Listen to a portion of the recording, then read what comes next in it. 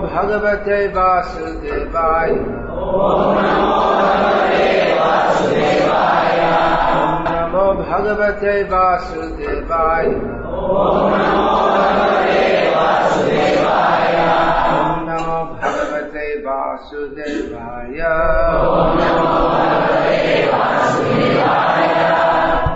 Srimad Bhagavad-gita as it is, Unmai Uravil, translation and commentary by His Divine Grace A.C. Bhakti Swami Prabhupada, chapter 1, text 39, and I may chant some more also.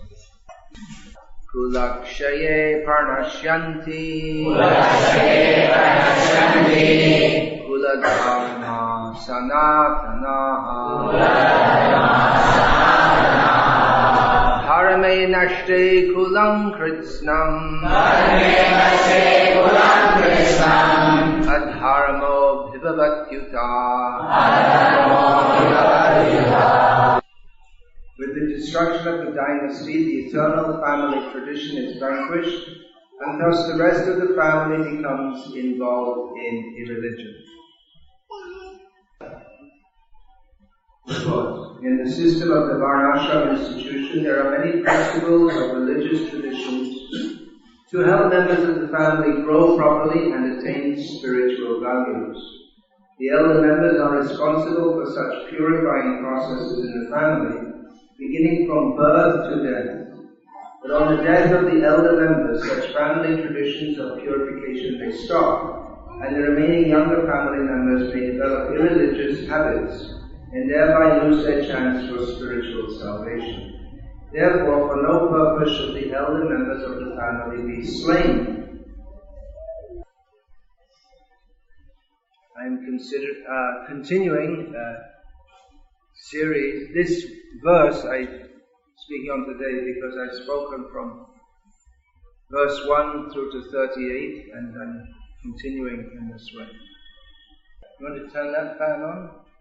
Or they come in two in a row? Is it? Just for me, for my voice, it's bad to sit under the fan, but yeah, just this. Now, the word kula used here has been translated by Srila Prabhupada both as family and as dynasty. So, as in most languages above the most basic level, there are various words have various synonyms or which have often somewhat different meanings. Can everyone hear? Srikar and Hari, do you have another mic? Yes. I suggest those who require Tamil translation come and sit at the front. You want to bring a chair for her? Anyone else? You have to ask in Tamil. Everyone else knows English, is it? Okay. Yeah, so the word dynasty has a broader meaning than that of family. In the modern age, the word family has come to mean something very different to what it used to be conceptualized as. Just like the word friend is undergoing a transformation. In days before people traveled very much, friend meant someone you knew very intimately, who you would have regular intercourse with. And then in the modern age, in city life, friend often means someone who you know and you say hello to and smile at sometimes. And now friend is coming to mean someone on Facebook. It probably come to mean someone who you don't shoot dead when you first see them. So in the same way, with the progress of Kali Yuga, the concept of family is changing. Family previously meant a very big body. The family lunch might consist of 70 or 80 people. But gradually family is coming to mean some kind of economic unit that lives together for convenience and a little shared sense gratification. And often the family members, they really don't have much in common with each other. Everyone is economically independent, so people don't need each other. And you'll find in the Western countries especially that in certain families, every member will have their own car, and they have their own room with their own TV, and everyone just arranges either they eat outside or they just take something out of the freezer and they eat whenever they want, whatever they want, and they don't all sit together at a meal. So the economic and emotional and physical support that was the basis of a family is no longer there. So that we find that families are very flexible. Sometimes one husband, sometimes another husband. And in English that phrase is the single parent family, which usually means that the parents are divorced and the woman is living with her children. So how there can be a single parent family when both parents are alive is not possible in the true meaning of the word family. Now here Arjuna speaks of Kula Dharma Sanatanaha, the eternal family traditions. So dharma is usually considered as a singular term, but here it refers to the various usages, social usages which take place within the family. So the basic understanding of family is that it is a unit for executing dharma. Dharma is in the pristine sense, which means in the original and unsullied, unchanged sense, is executed within the society that practices varnashram dharma. So each family would have its particular status within varnashram dharma, as Brahmana, Kshatriya, Vaishya or Shudra, and they all had their role to play. They all had to contribute to society in a particular way. And they would take pride in performing their duties properly. So even in the potter's family, for instance, although they're not very high socially, they're quite low, just the duty of making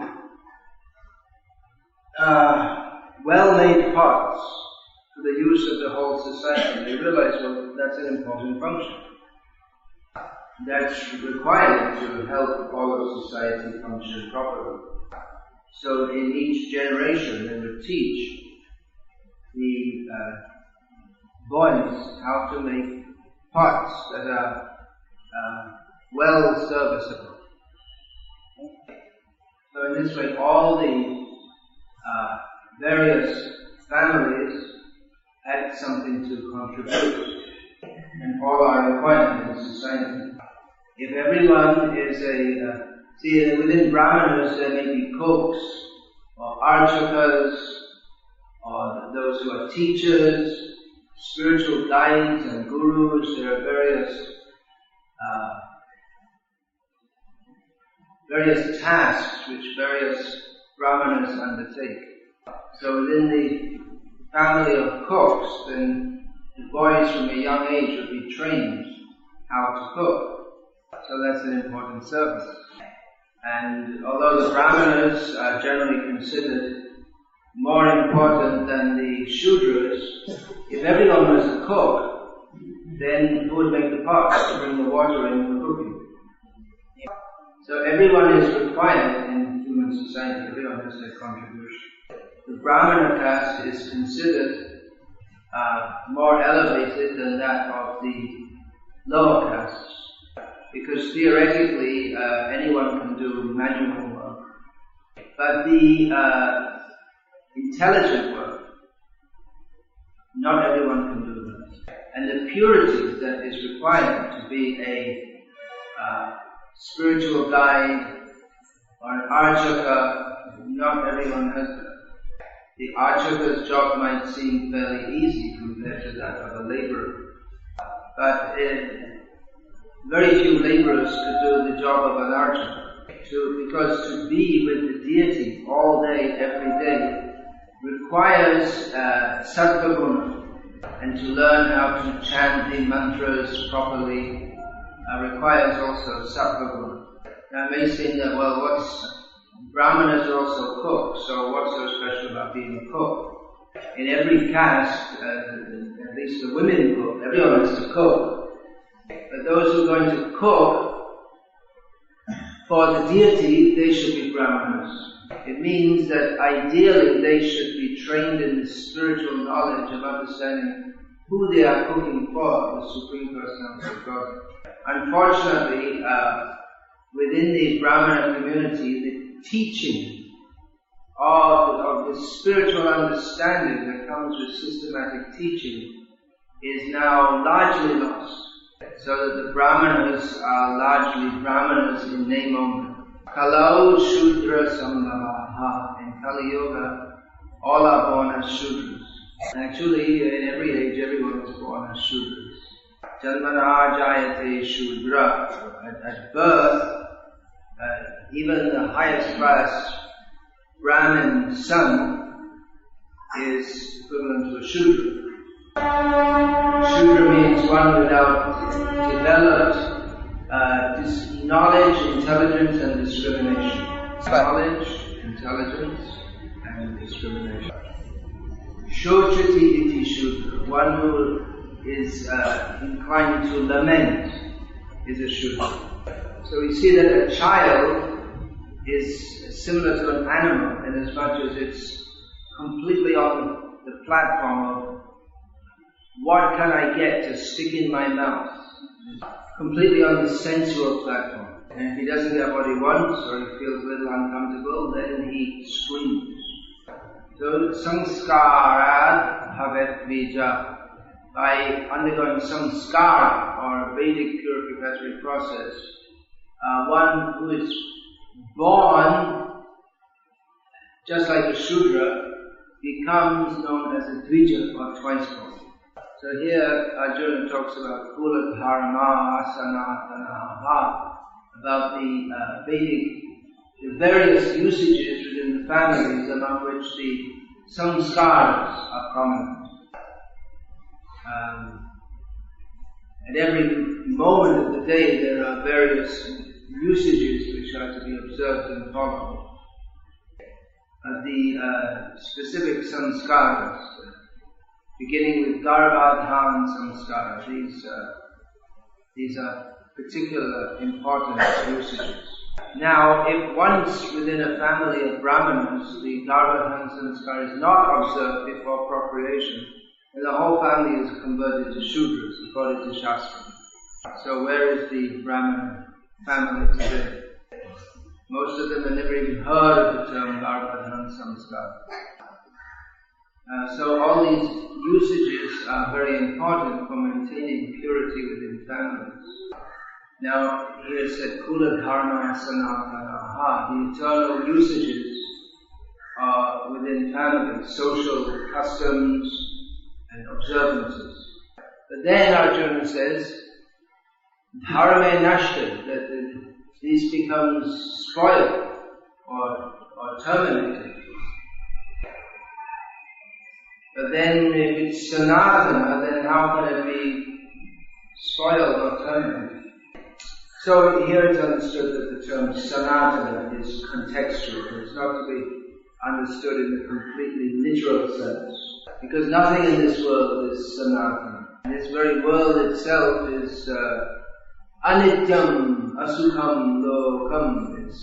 It's defined. It's one of its two defining characteristics is that everything here is temporary. And this world, the whole universe itself is temporary. And another defining characteristic of this material world is that it is a place of non-happiness. So when Arjuna speaks of Kula Dharma Sanatanaha, when he speaks of the eternal family tradition, this is understood to be contextual. The idea is that, well, the family tradition has gone on for so many generations that it's unchanged over many, many generations. Just like there used to be a saying that the yogurt in our family goes back for so many generations. Yogurt, dahi. Oh, dahi. yogurt. Not the yogurt. Because from the same yogurt, one day, a little bit is kept, and you make some more the next day. And this can go on for hundreds of years. Parampara. Parampara idam yogat.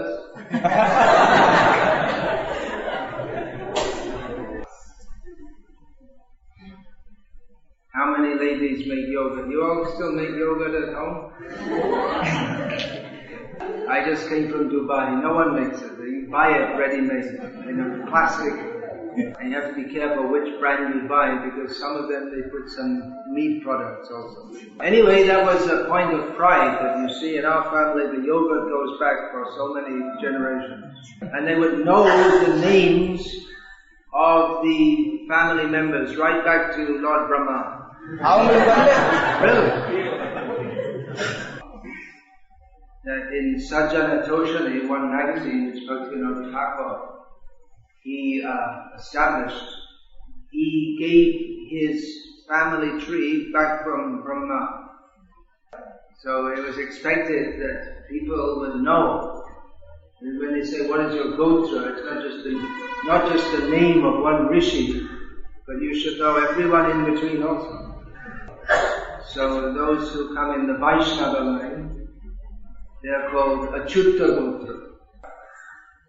So we should also know the names of our Purvajana, our ancestors. We should know who are the members, the prominent members of the prominent acharyas in Parampara.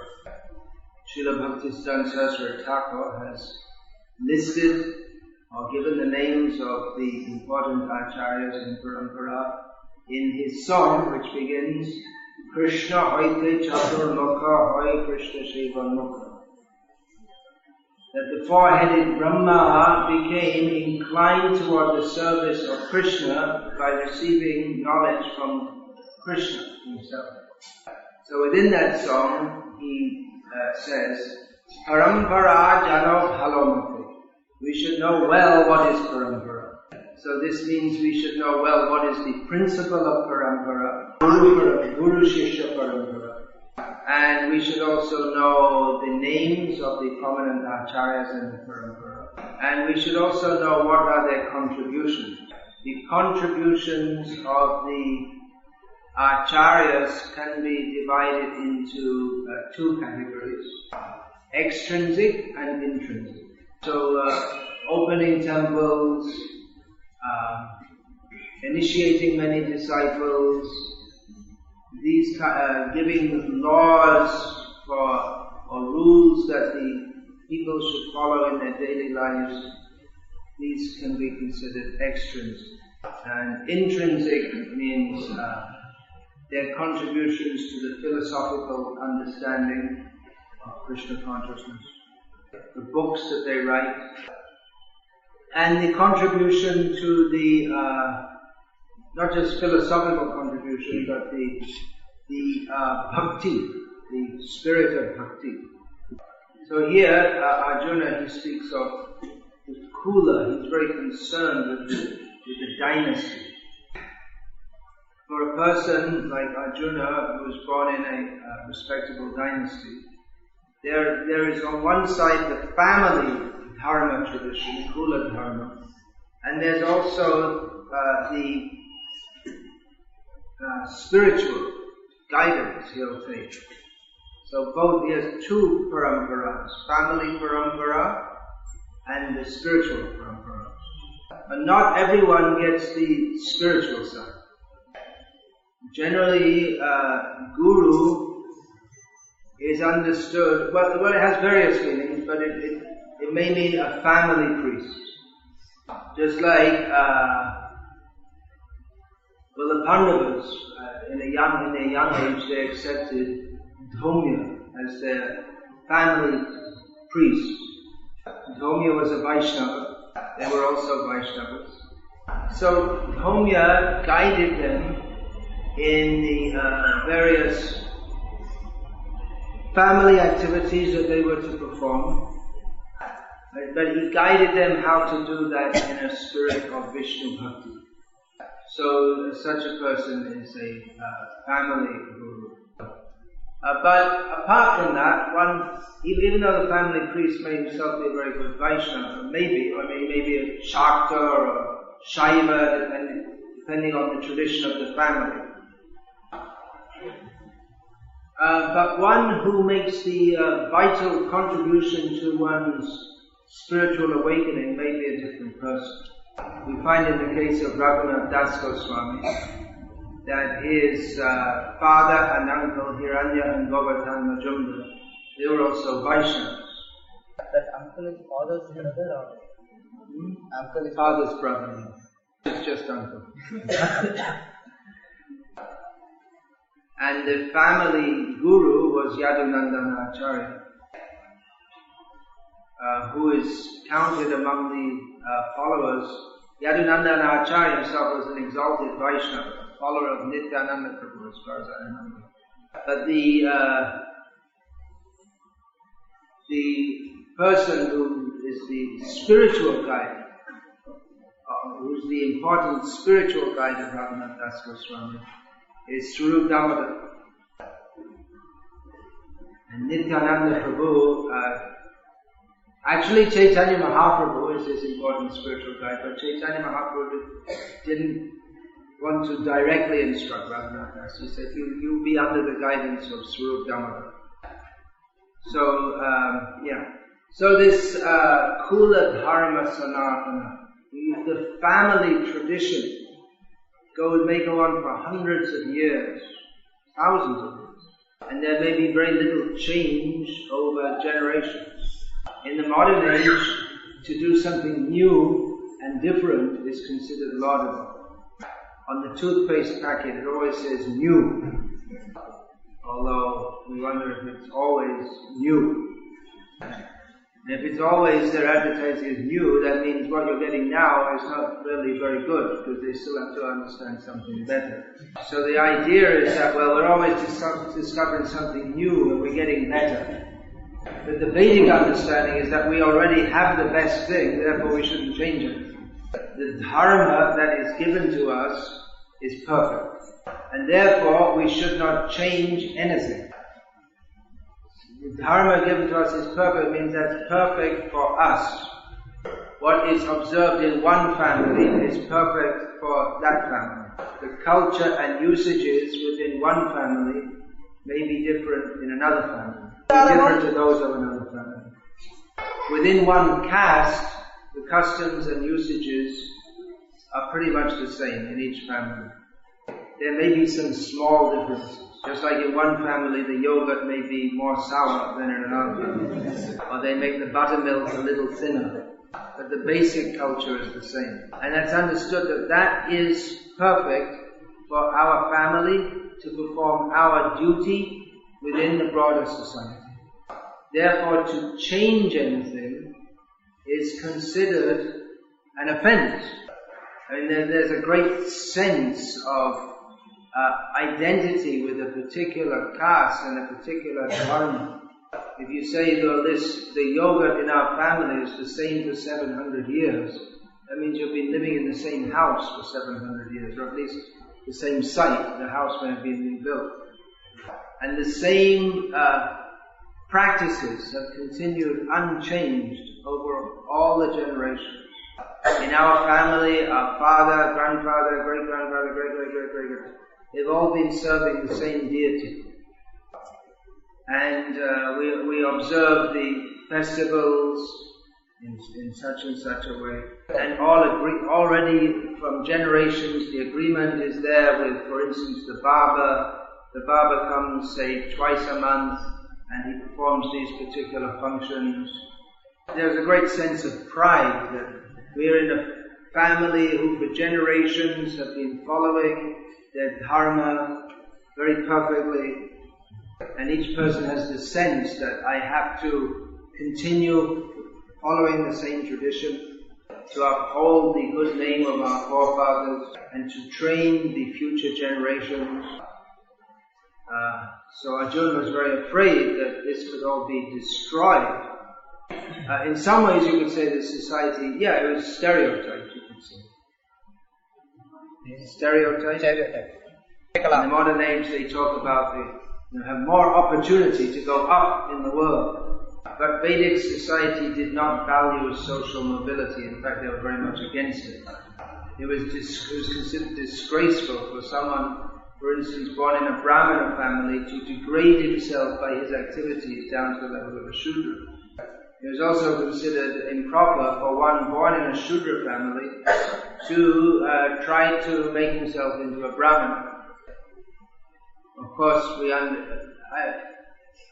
it wasn't that it wasn't allowed, but for one to do that out of a sense of ambition was considered very wrong. The essence of Brahmanahood is Brahmajanatiti Brahmana, to understand spiritual truth. So one who's actually interested in spiritual truth, even if they come from a very fallen background, they are to be accepted as a Brahmana in the true sense of the term. A famous example is there of the Jabali Satyakama, who was the son of, who was more or less a prostitute, maidservant. But just for the sake of prestige, to accept some other duty was considered very wrong. Just like, Vishwamitra eventually was accepted as a Brahmana, but not very easily. We find in Bhagavad-gita that Lord Krishna says twice, Shrayan Swadharma Viguna Paradharma Swamishruta. It's very fearful, very risky to try to take up someone else's Swadharma. Because if one is trained from an early age to perform a particular duty, and there's a whole consciousness and culture that goes with that, it's very difficult to change to another completely different culture. Now I may say, well, this idea is very limiting, but the whole point is that the society was set up for the sake of spiritual realization. So from a young age, people were trained to perform a particular social duty. And everyone had a fixed profession. So there's no job insecurity. And this idea, what am I going to do in my life? And you take some university degree and you hope you can get some job. There's no such thing. Life was much less complex. But the whole idea was that without making it such a big endeavor just to earn some livelihood, people can do that in a very simple and natural way. And the whole society is centered on spiritual advancement. So that everyone in every status of life can make spiritual advancement. The Brahmana can directly, those who are engaged as archivas, they directly touch the body of the Lord, the deity. And the potter makes pots for performing the abhisheka of the deity, and that is not considered any less service. And everyone can participate in glorifying the Lord. Everyone can chant the holy name of the Lord, that's open to everyone. So everyone has an equal opportunity for spiritual realization. Arjuna was afraid that this whole tradition would just stop if the leading members of the family were killed. And we can see that in the modern age that's actually happened. Although physically the elder members of the caste haven't been killed, but the culture has been killed anyway.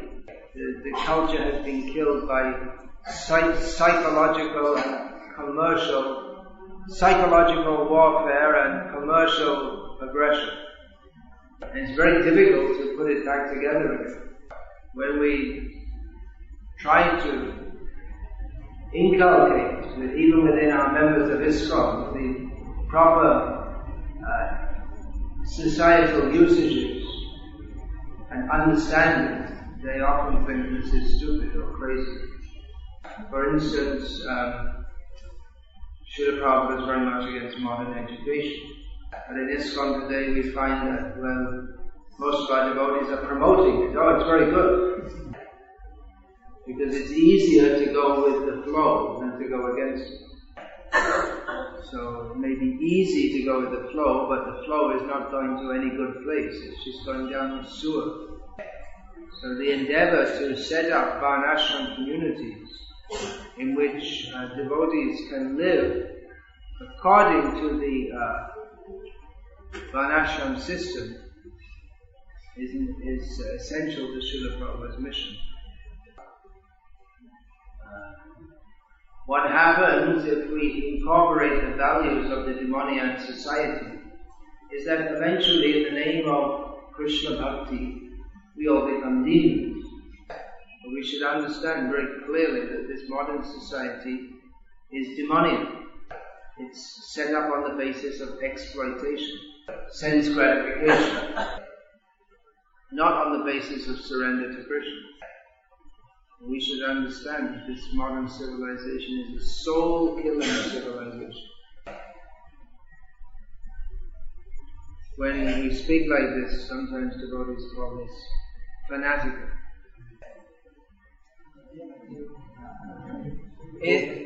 Ugravadi.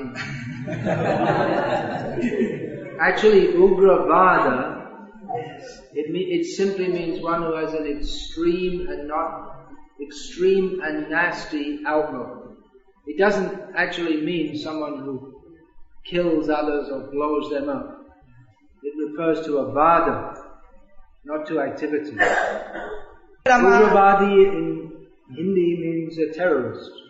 Here also, if I translate fanatic, it becomes terrorist. That's what I said. Yeah, but actually a terrorist, Ugravada means someone, it refers to an attitude or I guess you could say a philosophy or an outlook on life. So it doesn't actually mean someone who blows someone up. Yeah. That would be an Ugrapanthi, I guess you could say. That's another term. Ugrapanthi is someone who actually goes and blows others up. But Ugravadi simply means one who has... That's it. That's why you'll find in many terrorist organizations they have their political wing. They just engage in discussion and they try to work within the system, and then they have they're secretly linked up with the people who go and blow others up.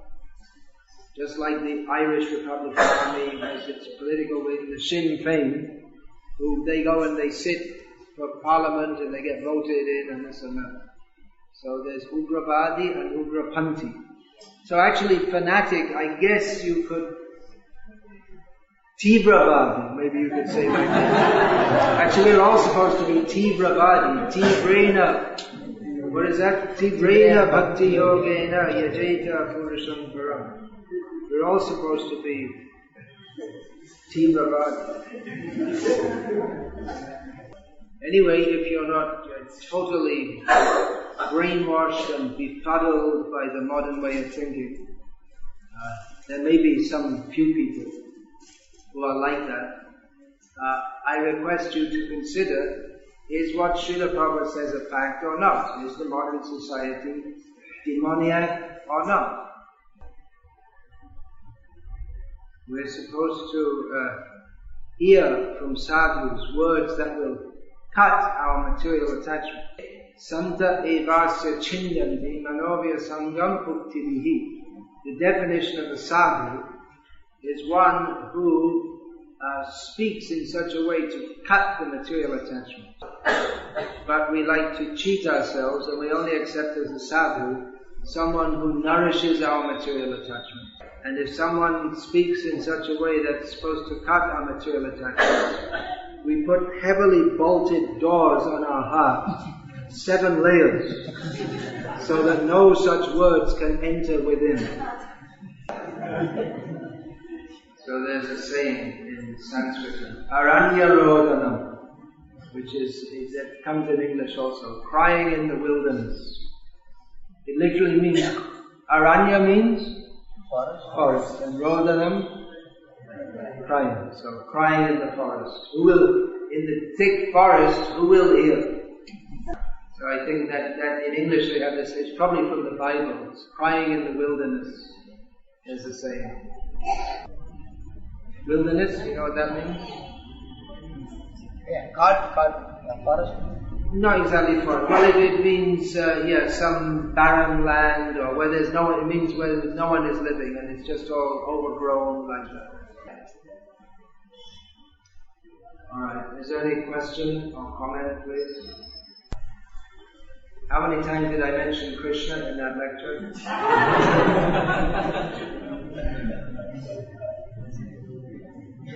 But how much background understanding do we have to understand what Krishna is saying? The whole context, we have to understand the whole context within which Bhagavad-gita was spoken. Arjuna's arguments appear to be very good. Almost anyone else would have agreed with him. If Arjuna had spoken all this to Yudhishthira, maybe Yudhishthira would have agreed and called off the fight. Bhima might have killed Arjuna if he had.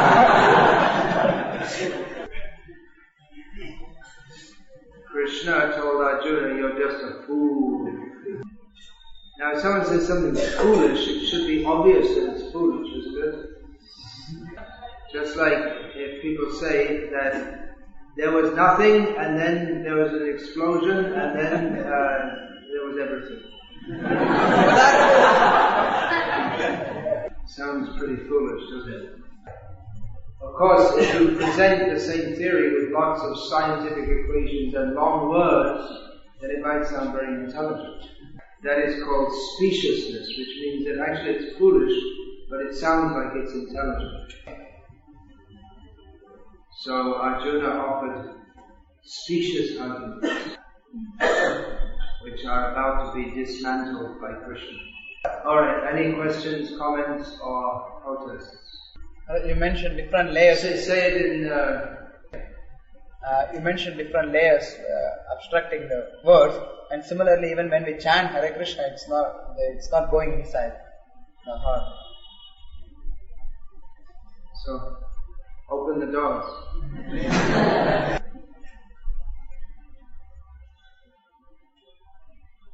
have to open the doors of our material attachments and reservations, our objections. Well, if I surrender to Krishna, then I won't be able to enjoy myself. We have so many reservations. People will speak badly about me. Anything else? Yeah. Management mentioned that in Vedic society, change was considered very, like there was a quite resistance to change. In Vedic society, what? Change was quite resisted. Change was resisted, yeah. So, at the same time, we see that the system of Vedic society has to be applied according to time, place, and circumstances. The system in Vedic society has to be applied according to time, place, and circumstances. Well, that's the point, that the culture maintained the circumstances over time. It maintained an ideal culture over time. That is now broken down to a large extent. That was the whole point. It shouldn't change because it's already good. You don't need to change it. Now we have to restore it as far as possible and make a circumstance favorable for people to chant Hare Krishna and to go on chanting Hare Krishna. And that their children will also, and their grandchildren will go on chanting Hare Krishna. Now I think I have to move on fairly soon. Alright. So in the continuation of this question, like Prabhupada was certainly very against modern education. At the same time, he has translated his books in English language. So now, like, how much is it that this modern education should be not be taken at all? Or How much should modern education not be taken at all? Well, Srila Prabhupada wanted to set up schools, or he did in fact set up a school in which the curriculum was in English, and the curriculum was his books. So English has its redeeming quality that Srila Prabhupada wrote his books in English. Otherwise, what's the use of learning all this complex stuff to maintain a society which is overly complex and focused on sense gratification? Well, certainly there is no need to study modern education for the first sense gratification. At the same time, Srila Prabhupada also encouraged B.A. Scientists. B.I., yeah, well, Srila Prabhupada encouraged B.I. means those who already had such a degree, they could use that knowledge to preach to people who were still bewildered by that knowledge. But he didn't say that devotees should study science so they could become members of the B.I. Those who already had that background could go back to those people and preach to them. Not that Prabhupada said, he didn't say that the children of our devotees should study science so that they can preach in B.I. He didn't say that. And you also see that... Wait a minute. Did you understand that point? Or you just want to keep on flying the flag of modern education? What I was saying, Maharaj, is that... Do you understand that point? That Prabhupada said that those who they've already been through that contamination, then they can use it, they can use that background to preach Krishna consciousness through that medium. Not that he encouraged that others who take to Krishna consciousness should also go down the same path. The study of modern science is not in and of itself good or bad, but it's if we see Krishna in that, well, it's also okay, but it's not specifically designed for that purpose.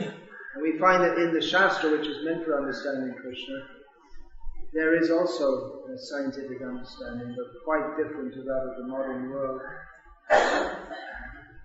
And my question is that after reading Prabhupada's books, why do you all remain so attached to this horrible educational system and horrible society that's just meant for dragging us to hell? Why can't you understand that there's nothing of any intrinsic value in that? Why are you still so attached to becoming MSc, Ph.D, engineer, all this kind of thing? I was going to ask you this question that to take the side of knowledge. That's what they all say. They always say, I'm always asking for someone else, but they go on asking. They go on studying and becoming MSc, PhD, and I got this degree, that degree, and I see that often our devotees, they seem to be more materialistic than even the average karmic. They're so much attached to getting their degree and this and that. Getting a degree, okay, get it, but what's the big thing? I mean, there are millions of people in the world with degrees. What's the big thing? The great majority of them are going to hell. They have no idea of Krishna. Well, the problem is that I want to preach Krishna consciousness. If I want to preach Krishna consciousness, I have to have a university degree. Bogus. Not true at all. I don't have a university degree. General acceptability in the academia is not standard. The general you will be well accepted if you're a sadhu. If you're not a sadhu, if you happen to have that degree, okay. But then why spend 5-6 years just to get it, just because people might accept you a little better? So that if you have it. I have a disciple in Gujarat. He was cooking in a mess in a college town. Now he set up the whole Bhagavad-gita in Gujarati. He's set up preaching programs all over Gujarat, preaching to all educated people, as they're called. It's if you happen to have it, okay, but then why give it so much importance? And alright, okay, it can be used for preaching, but then why among devotees we say, oh, he's a PhD. Why? Why among devotees, where we're supposed to be seeing each other's devotional qualities, do we put so much emphasis on, oh, this one's a Prabhupada, and this one's from a Brahmin family, and this one has a Ph.D. Why? What's that got to do with Bhakti? Why do we put so much emphasis? It's materialistic. My question was that now we see that these things, okay, they can be used for preaching, but it's not the essence of preaching. And if we emphasize it too much, then we ourselves become materialistic.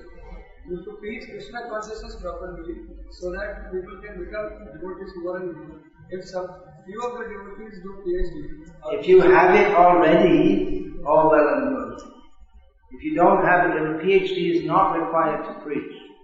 some people are like inclined to. Already there are so many PhD devotees. Better, if you want PhDs for preaching, go and preach, make some PhDs devotees. That's what Prabhupada did. Prabhupada himself didn't have a university degree. He threw it away. He didn't accept it. So, easier than going through all this long process. And anyway, to get a PhD, you have to study all nonsense, talk all nonsense. You have to write in there, but you have to write, even if you want to study Gauriya Vaishnavism, you have to write like this. Well, according to the Gauriya Vaishnavas, Vishvambara Mishra was accepted as the incarnation of the Hindu god Vishnu. You can't write that Sri Krishna Chaitanya Radha Krishna Nahayam. If you write like that, you immediately fail. Unless you become a demon, you can't get a PhD. There is a possibility, actually. They have the Vaishnava College, isn't it? Or it's Vaishnava Studies at Madras University, which concentrates on Sri Vaishnava and Madhva philosophy. So you could get a PhD there and introduce Gauriya Vaishnavism, but you better get your PhD. As Prabhupada writes, one should take a PhD from Ramananda Rai. Have you read that? Those teachings of Ramananda Rai to Chaitanya Mahaprabhu, that is the highest theistic understanding. So Prabhupada writes, one should take a PhD from Ramananda Rai. So become very fixed in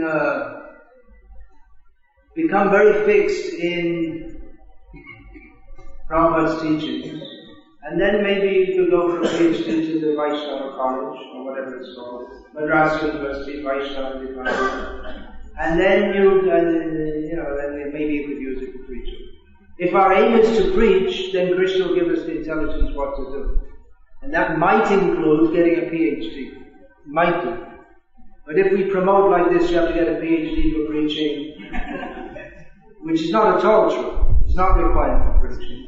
Then you'll find that people with all materialistic desires, oh, I want a PhD. Then in the name of Bhakti, they'll get their PhD. Whereas actually they're just nourishing their material desire for prestige. That's what's happened.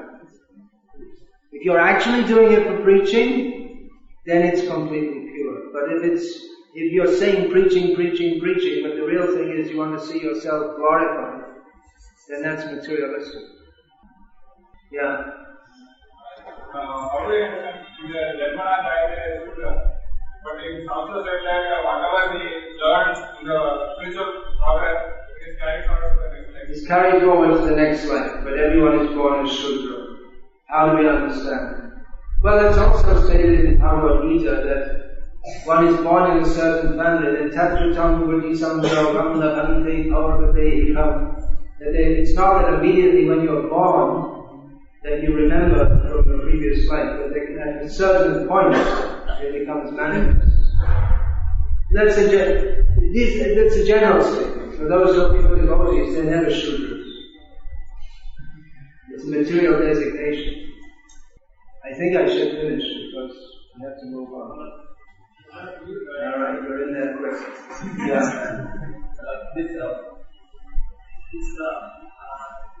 Yesterday we were discussing with Bhakti that the point was the slow Lakshmi must be there for even to perform Bhakti. Otherwise, anxiety. Lakshmi is required for Bhakti, otherwise you'll be in anxiety.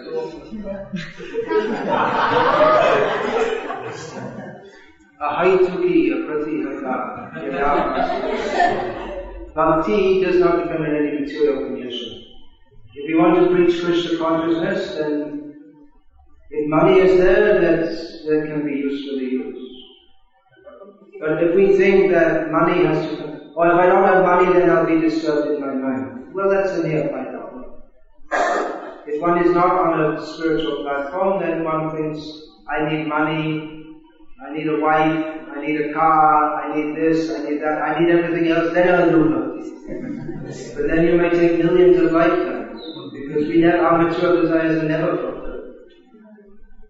If we think we have to have material facility, then I'll do Bhakti.